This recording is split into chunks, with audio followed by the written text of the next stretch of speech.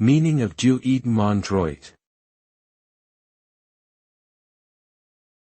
Dieu et mon droit. Dieu et mon droit. Dieu et mon droit. Dieu et mon droit. Dieu et mon droit is a French phrase that translates to God and my right in English. It is the motto of the British monarchy and represents the divine right of kings to rule. The phrase was first used by King Richard I in the 12th century and has since been adopted by various kings and queens throughout history.